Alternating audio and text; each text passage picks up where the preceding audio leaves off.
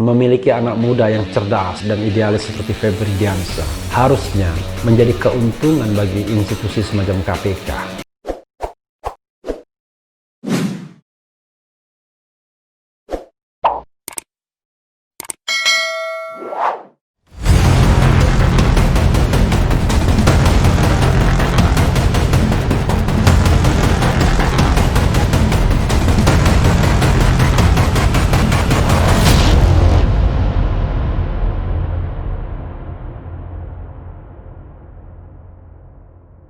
Assalamualaikum warahmatullahi wabarakatuh, Sobat RH sekalian. Jumpa lagi kita di channel yang keren ini, Keren Cadas. Kali ini saya mau mengobrol soal ini junior saya di Fakultas Hukum UGM. Jauh kelahirannya ya, 13 tahun bawah saya usianya, sangat muda.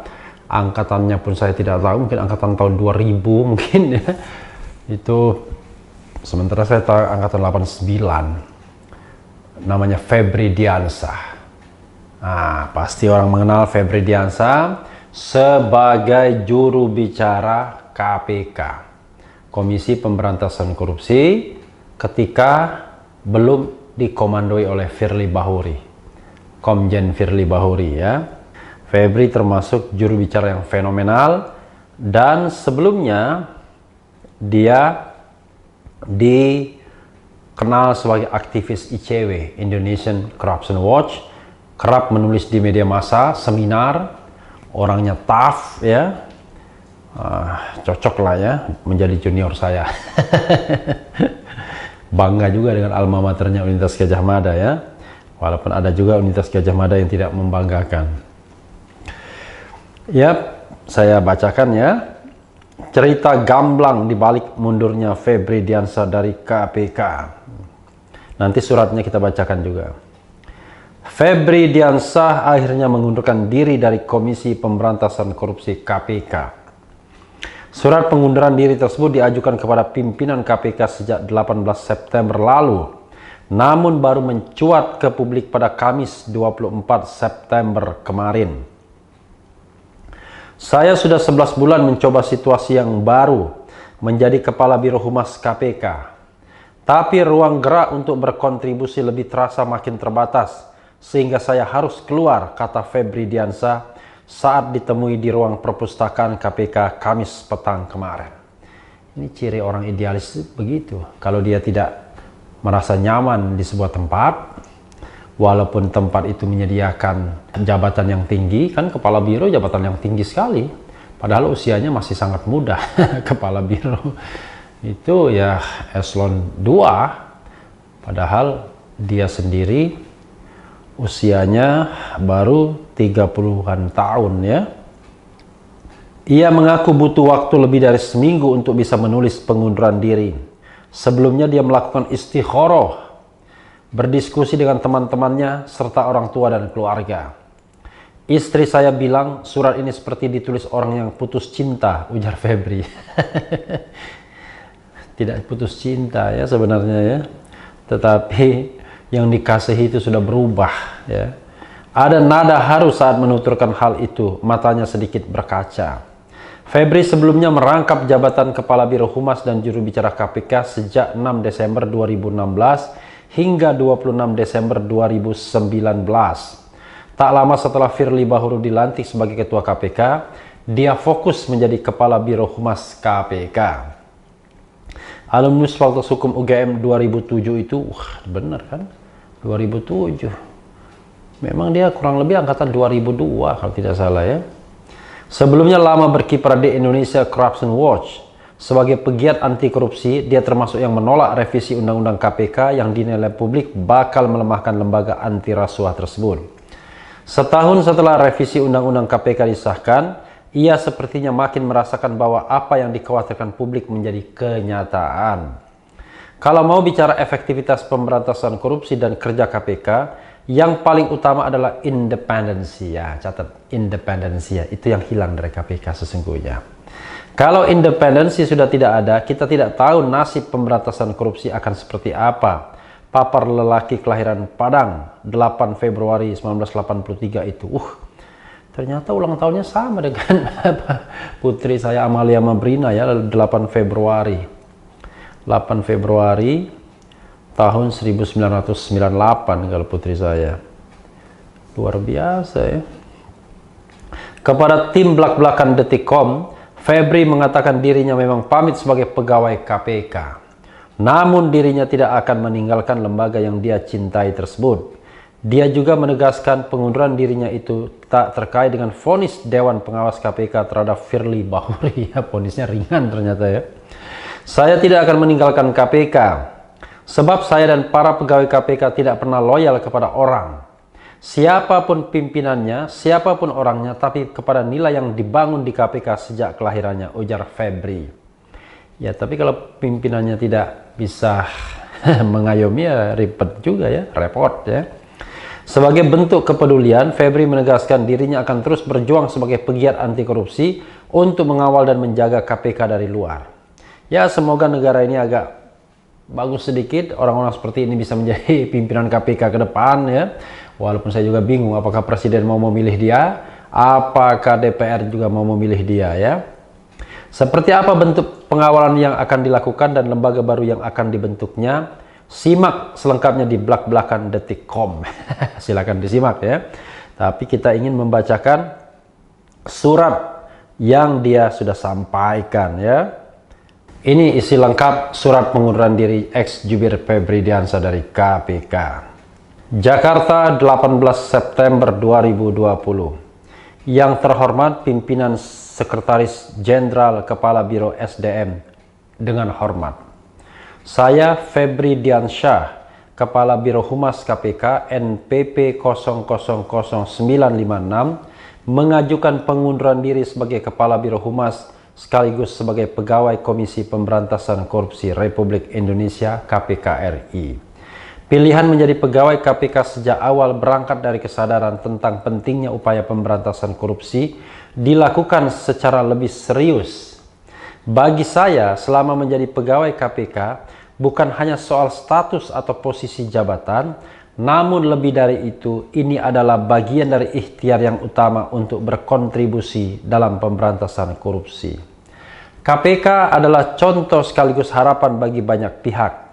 Untuk dapat bekerja dengan baik, independensi merupakan keniscayaan.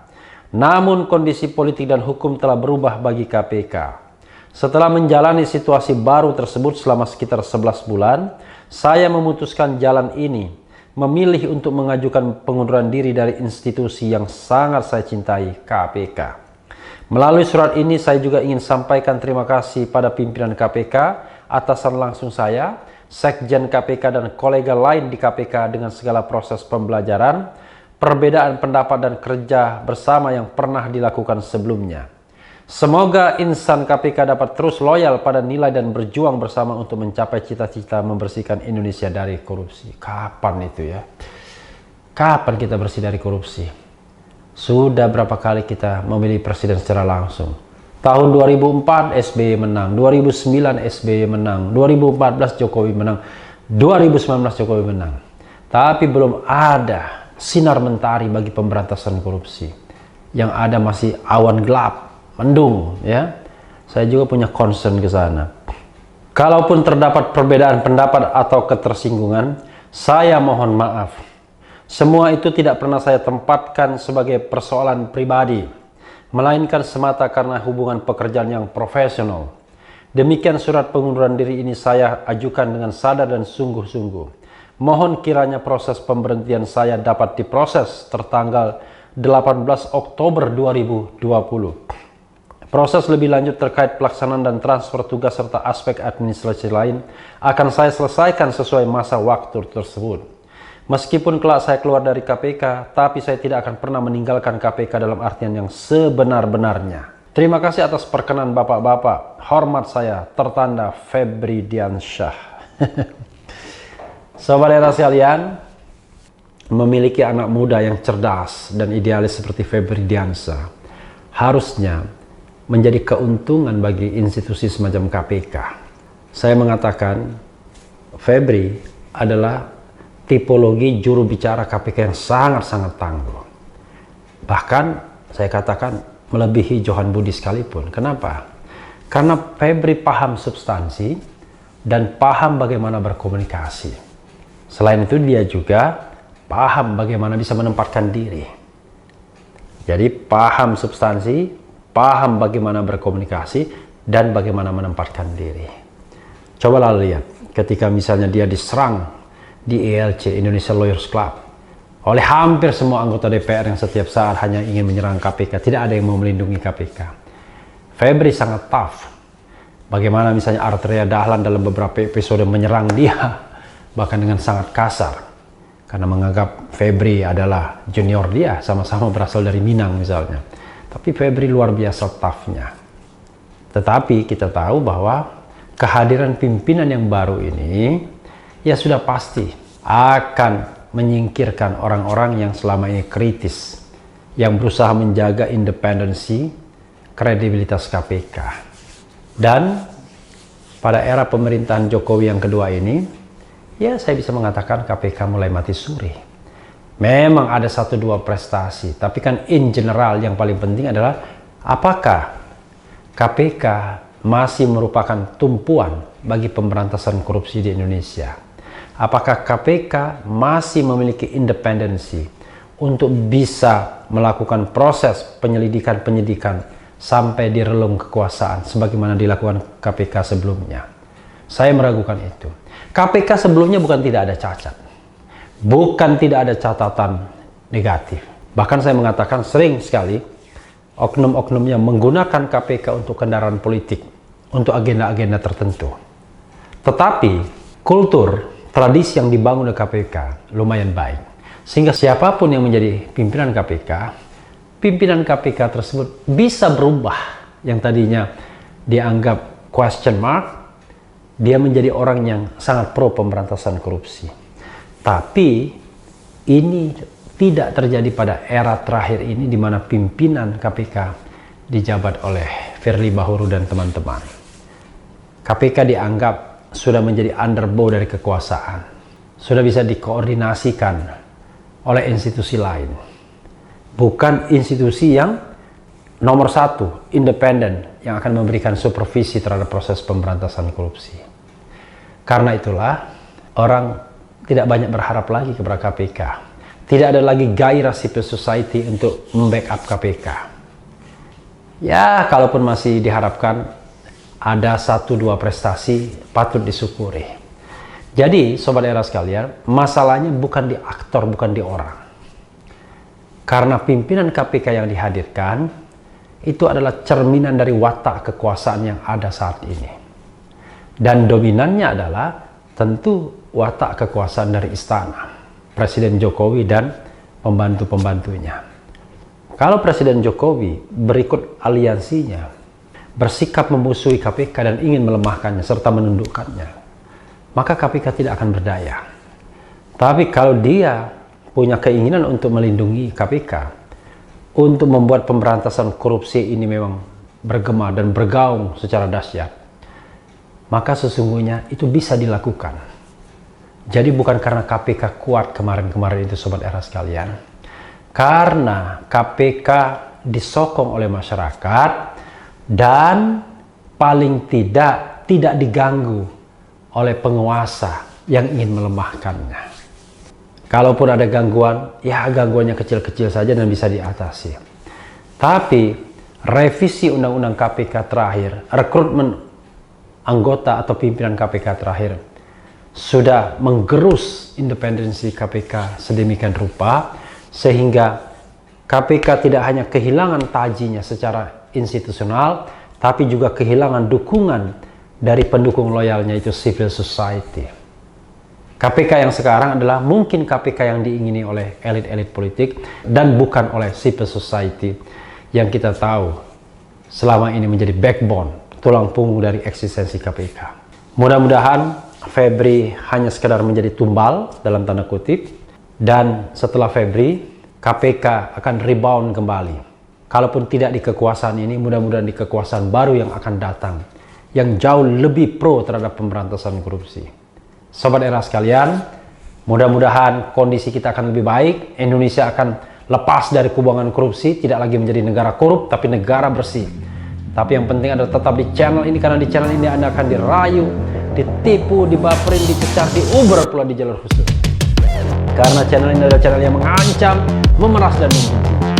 Jangan lupa subscribe, like, comment, and share. Yeah.